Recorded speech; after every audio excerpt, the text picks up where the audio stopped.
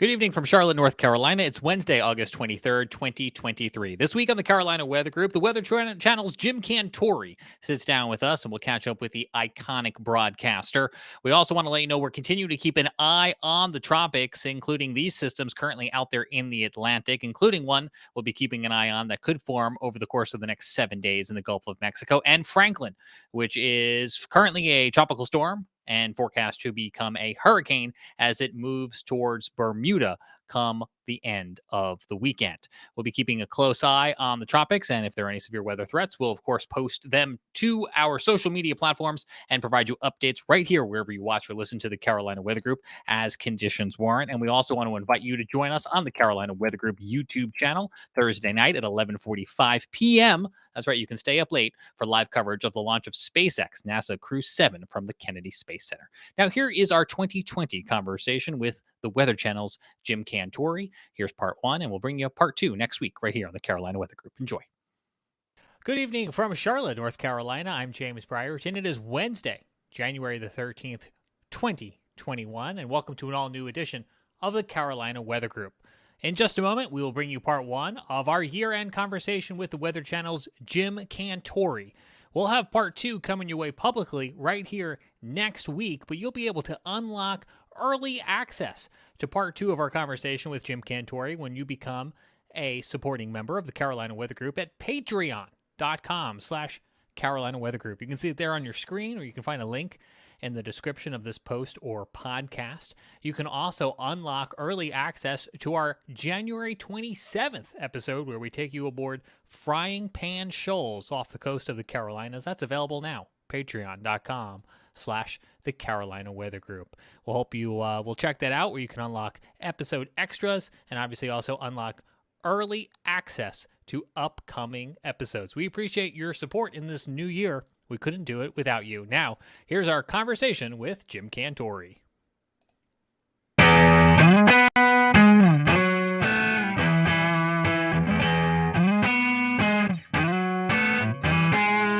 Good evening, everyone. Welcome to the Carolina Weather Group. We're happy to have you this evening, and we have joining us tonight Jim Cantore, our good friend Jim Cantore from the Weather Channel, Mr. Storm Tracker, who has been busier than ever, I believe, this year, Jim. It's been a busy year for you. Tonight, we're going to be talking about reviewing 2020 and just all the crazy things that's happened in the weather community with storms and hurricanes and how we battled it with COVID as well. So a really interesting conversation tonight that we're looking forward to. So Jim, we were just talking a little bit before we started tonight. How are you doing? It's been a busy year. Are you getting any rest here recently? Yeah, I mean it's been good. Obviously it was quite a run in September, and then November, where we're usually just not doing much at all, was cranking up. And obviously it wasn't so much being in the field, but being in the studio, talking about the threats to Central America. But, then there was Ada, where I went and the system was far enough offshore where it didn't really affect us in Marco. And I said, guys, you sure you don't want me to stay? Because there's a chance this could be coming back toward Florida. No, I'll just come home. So Thursday morning, here we go with the hurricane watches out for Tampa. And it's like, they had to fill in that one spot, right? Because it's the only spot that didn't get filled in for the whole Gulf and the whole East Coast. So yeah, with advisories this year, and so I went back out and got into Tampa, and that was the last landfall I did. There's certainly no rest for the weary in 2020. Jim, we've started a new Patreon since we last talked to you last December, and we've allowed some of our Patreon supporters to send in questions. So tonight, we would love to go ahead and start with a few, I think 3 odds and ends questions that won't fit in anywhere. So we figured it's best to throw them here at the beginning where they don't match at all. So first and foremost, from an anonymous Patreon supporter, if you could point to a single piece of technology that has changed our field over the past 20 years, what would it be? I mean, it's got to be numerical weather prediction. I mean, as much as they're not perfect, and trust me, I just did a snowstorm in Pennsylvania that I wish I was in Binghamton, New York for. Okay. Anyway, as much as they're not perfect, I do think that they've helped us, and they've gotten us a much better idea of what we can do with, I mean, but the list is close. I mean, you look at the upgrade to NextRad and having radars available to us, and unless they get blown out like Lake Charles did during Laura, they're obviously very, very valuable. I mean, we can see tornado signatures, and we can see the winds. I came in for the Mississippi tornadoes, the twin EF4s there, and I mean, just to see the width. Here's the width of this thing. You're like scratching your head. It's like, is that right? Is that really like 1.5 miles wide or whatever?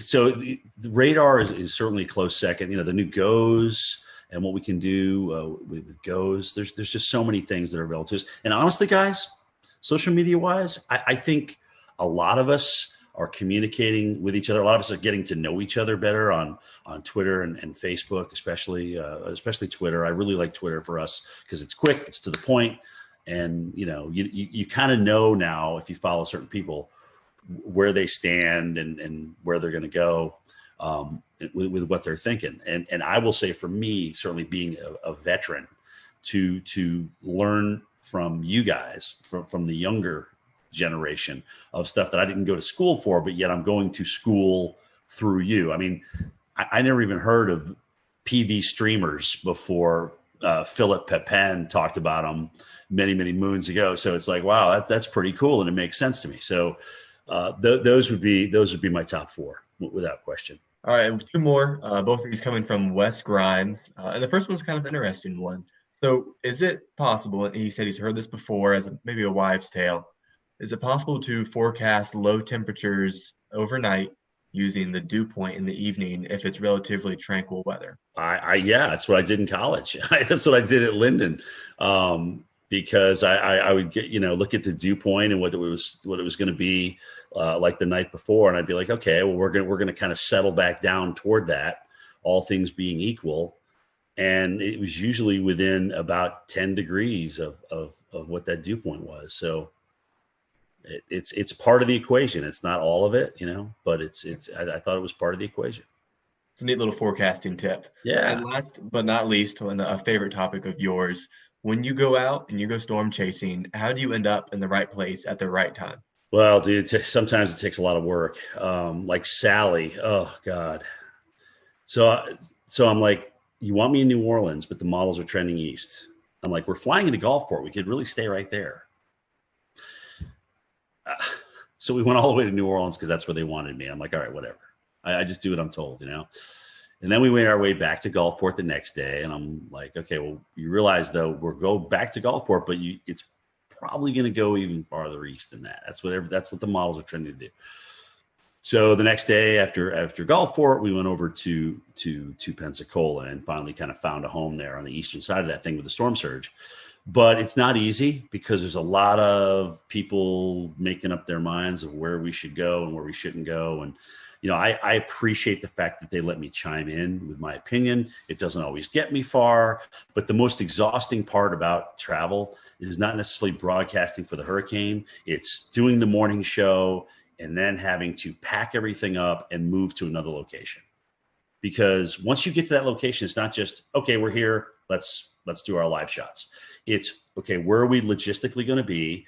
What's going to make the best shot? Is there going to be storm surge here? Are we safe here?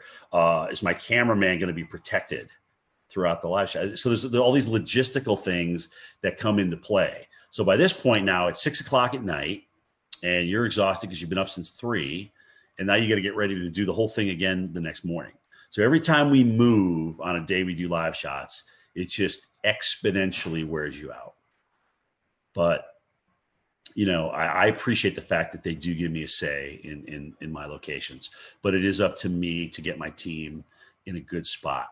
Like where we at the Golden Nugget for, oh God, what was it? Beta? I don't even remember the damn name of the storm. What was the Mississippi one that crushed them? You guys jump in. Delta. Okay, Delta. I knew it was a Greek name. I just can't remember which one. So Delta. I'm like, this is going to be a great shot because the water's going to come right in here, and this is just going to be a great shot. So that allows us to get there and really set that up and make sure we had higher ground and get our cars up there and things like that. So it takes a lot of work. What you don't see behind the scenes, I think is just as important, if not more, than what you see on camera. And Jim, this one's coming from me, man. I'll tell you what, this year has been interesting with the tropics. I mean, we cleared over a third of the Greek alphabet, and it's just been an unreal season. I mean, when we talk about, will we ever see something like this again? Is this going to be the norm going forward? What ingredients come into it? Tell us what your take is on. Do you think the strong signal in La Nina was a triggering factor? Do you think our warm pool in the Atlantic has a lot to do with it? I mean, kind of give us some ideas of why you think we had such a hyperactive season. I mean, it was off the charts. If somebody would have told me we were going to have 30 storms this year, I would have been like, no, I mean, we're going to have an above average season, but that's a pretty bold forecast. I think you hit the nail on the head. I mean, La Nina, certainly coming in and when it did, getting into the mid to strong range. So what that tends to do is just, cut the shear, and the whole basin was warm. There was plenty of warm water. But the weirdest thing was all these rapid developers. I mean, we had all these storms that had developed either late before landfall or developed at some point over like Paulette and whatnot. You had a rapid developer over the ocean and things like that. So we just had so many rapid developers this year, and that's kind of the oddity to me, because you can get certainly a strong number of storms if you get a warm basin and light shear, but all of a sudden, what's kicking these things into overdrive? And in some cases, at the last minute, when normally the continental shelf will weaken them, we already had a bona fide cold front come through the Gulf of Mexico and South Florida, and here's Ada. Now, granted, I think that did weaken it as it made its approach toward the west coast of Florida, but still, to even get something, I mean, that John Hope was our tropical expert, way back when, and one of his rules was, once you get that cold front through, that's it. That shuts down the Gulf. And we had a couple of storm threats after that. So, I guess in 2020, the 2020 factor kind of applies here. Yeah. But I think it's really interesting how many rapid developers we had, and so many of them close to land. I mean, even, look at Iota and Zeta down in Nicaragua. I mean, we had to wait till the last storm of the season to get the Cat 5. I mean, goodness gracious, that's crazy. Yeah, there was definitely a lot of our eye this year.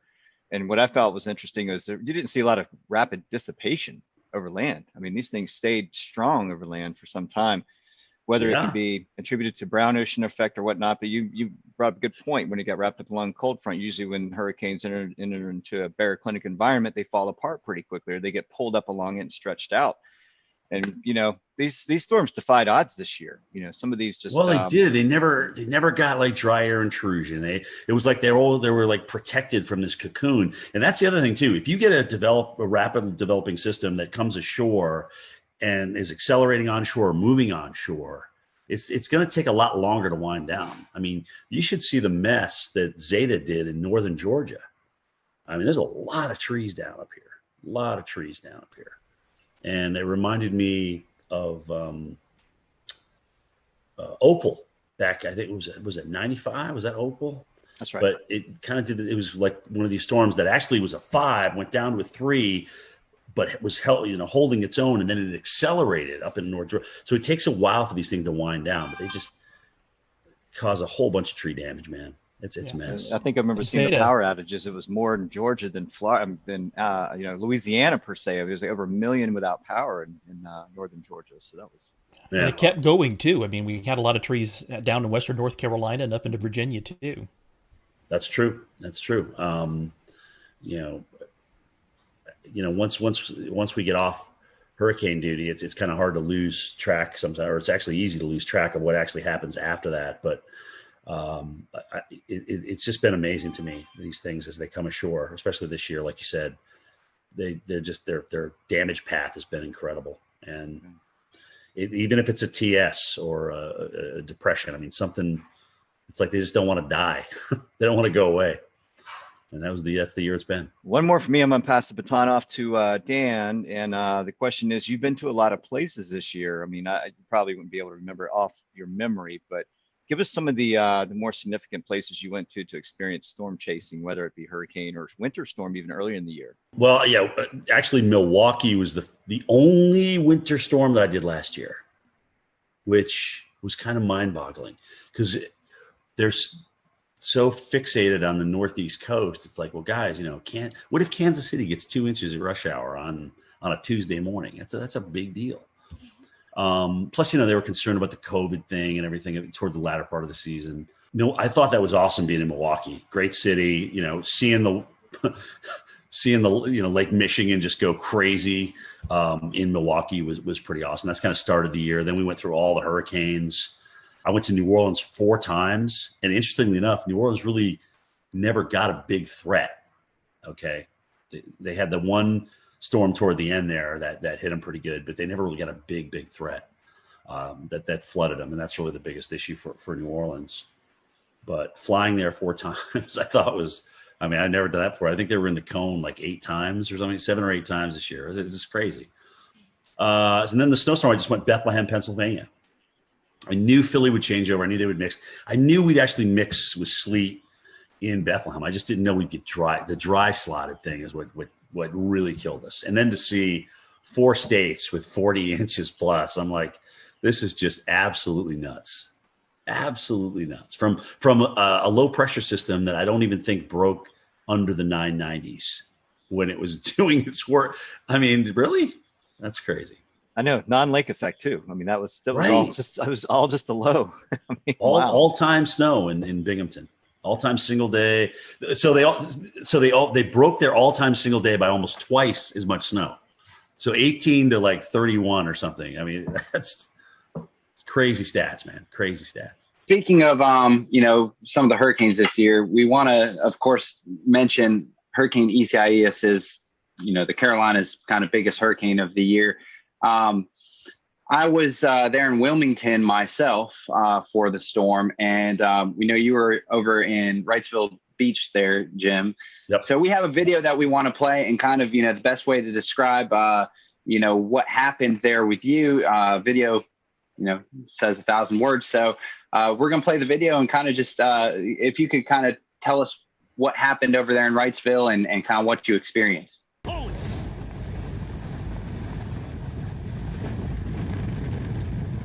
Well, I should remind everybody of kind of the new norm in broadcasting as we're doing this. So we used to come out at the tops and bottoms of the hour, even in a hurricane, and give everybody an update on what's changed. But the new norm is like, okay, well, look, since we've got a great signal, we've got HD audio and video now, why don't you just stay out during the entire storm and take us through the whole thing? And that's kind of a recent change, in the past 3, 4, 5 years, that's kind of what's evolved. But that's a lot harder because you're literally standing in the eye wall. And granted, you're talking about something that was on the high end of Cat 1 and borderline Cat 2 strength here. It's just hard to stand out in winds that strong. And you see me struggling there. And the only other time I had to take a knee was Isaac in New Orleans, because I know we had a weather group out there. They were measuring winds like 90, 94 miles an hour through those 2 buildings. And this was very similar to that. And it's just hard to stand there. You're literally, guys, you go to the gym, you do squats or you do leg presses and things like that. It's hard to hold a press for that length of time. And so I just had to drop down for a second. The audio wasn't that great. You've got raindrops splatting on the hood of your jacket, so that's making it difficult to hear back at the Weather Channel. So you're just trying to put a couple of words together, a sentence together or 2 to kind of get you to the next thing. And I'm just trying to remember all the facts that I know, about the storm itself. And of course, you're trying to say the name. Isaias. Goodness gracious, it took me about 3 days into that just to learn how to say it right. So that was a tough storm. It was, those winds were up there, 80, 90 miles per hour coming around the side of that building. And it was just tough to stand through it. But again, it's like, take us through the eye wall. That's my job. That's what they're asking me to do. I'm going to do it to the best of my ability. The good news that, I didn't get hit by anything. The good news, the wind was essentially coming off the water, and whatever was being blown off the top of the building was being blown inland and not down at me at ground level. I probably should have had a helmet on, frankly. I definitely should have had a helmet on for that storm. Well, Jim, we've all faced the coronavirus pandemic. Ooh, yeah. Yeah, I know, 2020. So how has this pandemic affect your job? Well, I mean, first of all, you got to wear a mask everywhere you go. And, people still come out and want to meet you and take pictures with you and things like that. And, my producers Steve Peterak has had to police that the entire summer. It's where people get so excited about taking a picture for whatever reason. I don't know why but they do. And then they're like, well, you got to stay 6 feet apart. We got to stay 6 feet apart. And I got to put my mask up and things like that. Sometimes somebody will come around the corner. You don't have your mask on. You're just taking a breath, looking at weather data, and they'll just grab a picture without saying anything to you. And then management gets upset with you. So that a lot of that to tell people to kind of like, well, take a picture with me, but you got to move away. You got to stay 6 feet away. But I get it. I totally get it. And we played by the rules as best as we could the entire summer and even into this first winter storm that we've dealt with. But that certainly made it more difficult. We got to get more rations because restaurants and things aren't opening. They're closing down a lot earlier. Some of them never even are open. So we got to make sure we can eat for 3, 4, 5, 6 days. We know we're going to lose power. So it's going to be hot in the rooms and things like that. You just got to the pre-planning was a lot different. We had to make sure everything was buttoned up in terms of being able to eat, being able to follow the COVID guidelines, remind people that, look, at the shelter that you went to last time may not be the one that you go to this time because they're only taking half the people. All right. You may have to go and be bused farther north. And people that were in the surge zone, it was like, how do you convince people? Oh gosh. Okay. Look, it's one thing asking me to evacuate. I know this shelter. I've been there before. It's okay. But now I don't really feel like going on a bus and being shipped to northern Mississippi or northern Louisiana to get out of harm's way. So that took some convincing for folks. But I think the fact that if there was one good thing, if you can call this good, the fact that Louisiana and Mississippi were kind of in the bullseye and were dealing with this so many times, they kind of had the system down. So they just put it back in motion every time we got a new storm. So we didn't have to test so many different areas. That area dealt with some of the worst storms, but they really had it down. That's a very good point. Yeah. Wow. Nice. That's the one silver line. Well, Jim, we're talking about COVID, and I think pre-COVID, this has lost, in my opinion, a lot of attention. And I guess, with as crazy as the years has been, but we had a pretty active early spring severe weather season.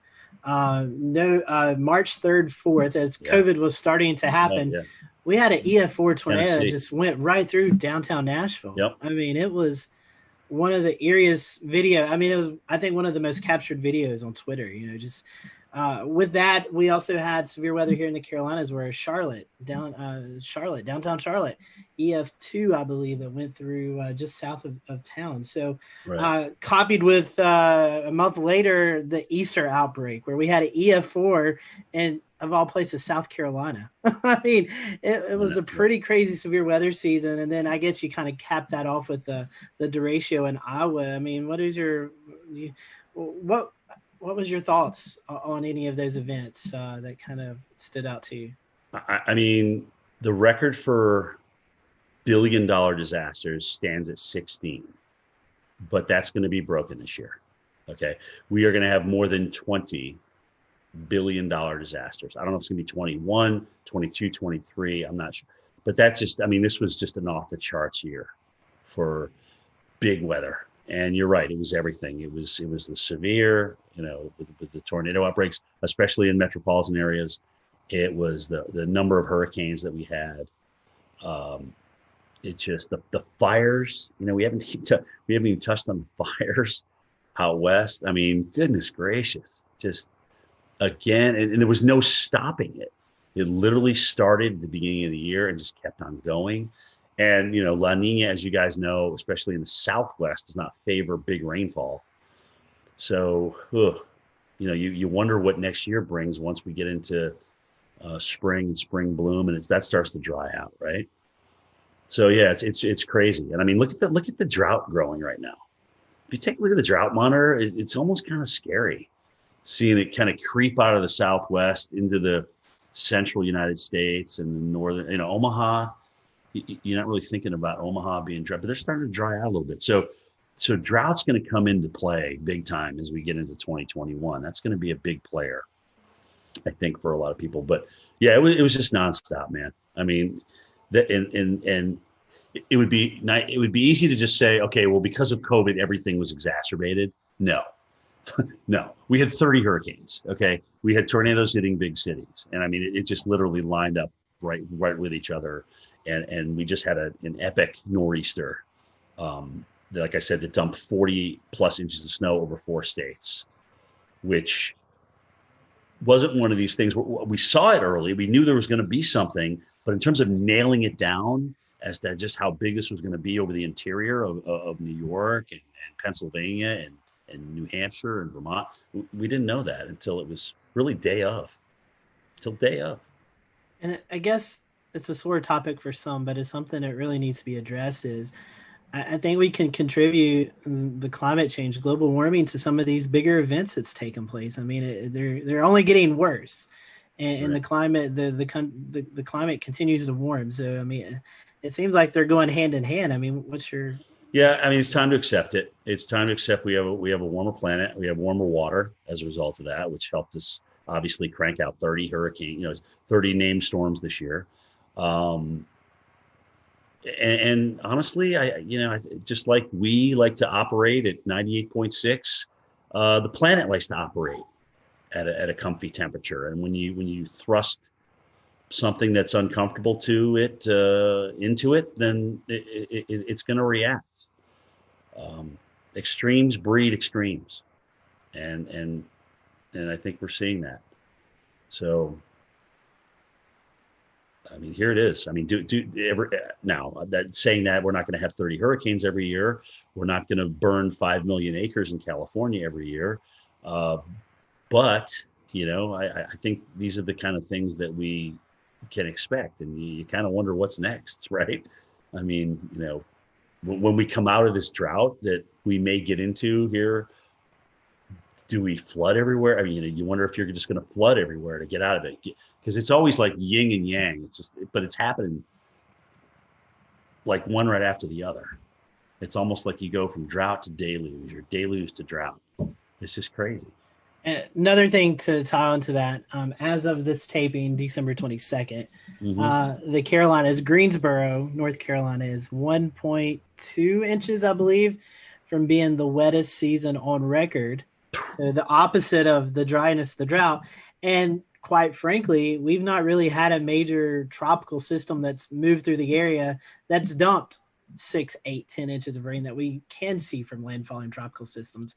So think about that. As dry as it is over a huge chunk of the West and now building into the central U.S., the Southeast and Florida has been absolutely soaked. And, the Northeast is probably going to come out of drought before we end 2020. When you count the snow and the rain they're about to have with this next system on Christmas Eve and Christmas Day, I mean, they're probably going to come out of drought. And that was getting to exceptional. You start depleting reservoirs in the Northeast with that population concentration, and that's a really big deal.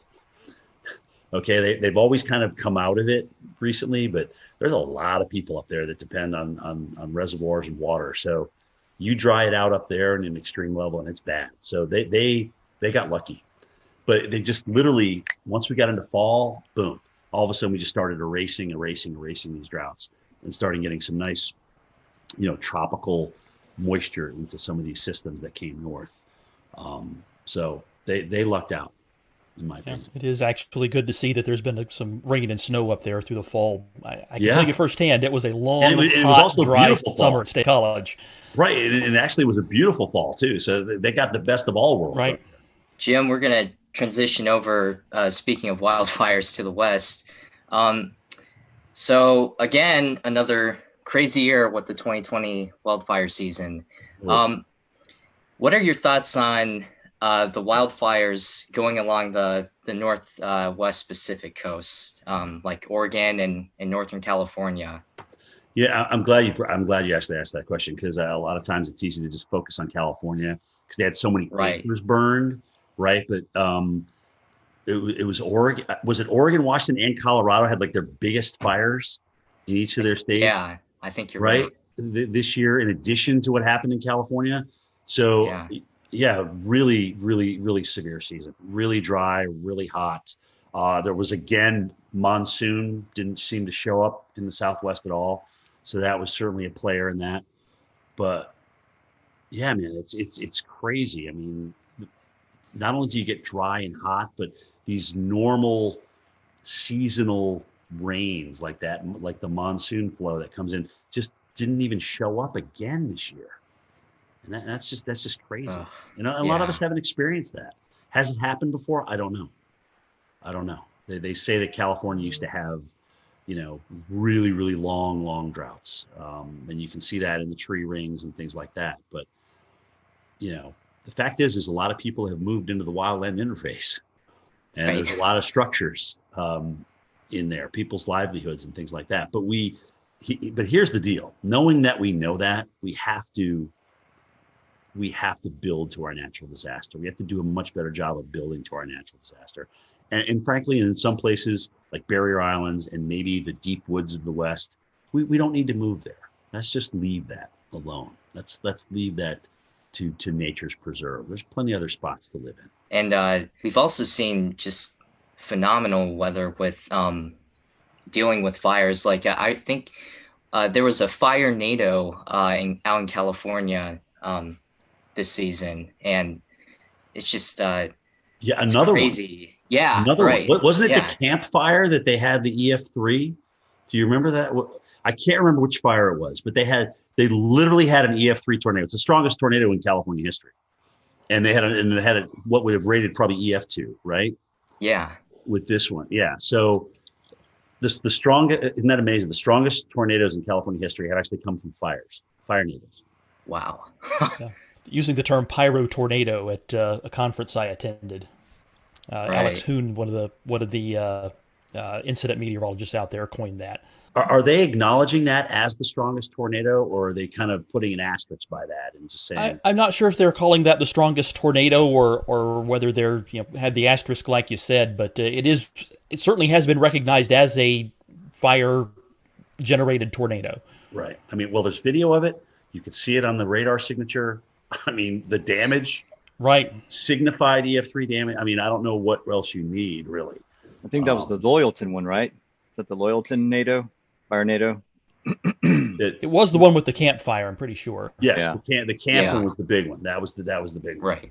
Right. That was really wild. I'll say one other thing about the fires was seeing the difference in smoke. When you have your Diablo winds, your Santa Anas in California, the sagebrush, right? You have the white smoke that goes up. But further north you went, it was more peaty. So there, just the fact that fires could burn in these wet environments was a feat of itself. But you could see the different, like the greenish colored smoke and the real dark gray. It was really gnarly on satellite. It was wrapping out over the Pacific Ocean, and boy, that was intense to see. Yeah, you're right. Some of those satellite pictures and the type of pollution that they had in San Francisco for days and days and days. I got a nephew out there. He's just like, you can't even breathe. You don't even want to go outside. It was really bad. Even inside your home, you could smell the smoke. That's how bad it was. So, yeah, man, we need a break. Yeah, that's how I'll remember it, is just day after day of smoke covering almost the entire western half of the country. Yeah, you remember those pictures? There. Yeah. Remember those pictures of San Francisco, like orange? Right. I literally orange. That's all you can see is an orange glow. You didn't really see sunlight. It was just an orange glow. No. Exactly. Felt like you're on another planet. Everyone, thank you for watching this episode of the Carolina Weather Group. Stay tuned for part 2 with Jim Cantore coming soon.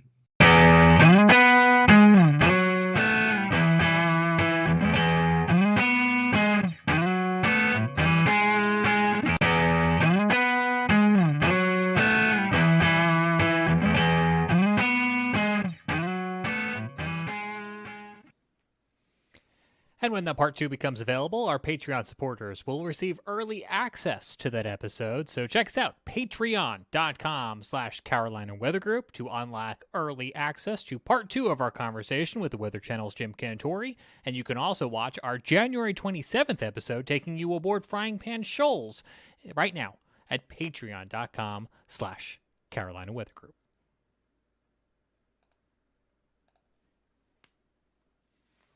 I still own that hat, by the way.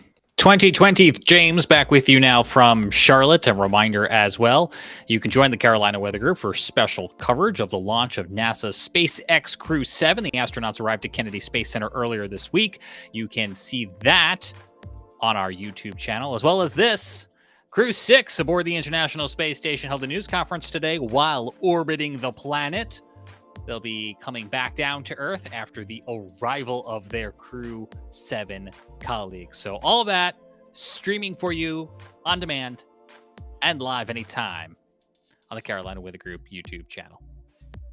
We'll continue to track the tropics and any severe weather potentials. We'll bring you those updates on our feeds and our platforms as conditions warrant. Hope you enjoyed this part 1 with Jim Cantore. We'll see you back here again for part 2 coming your way real soon. Enjoy the summer while it lasts. And be careful out there in the heat. It's very hot outside. For now, from Charlotte, I'm James Brierton. Talk to you again real soon. Bye-bye.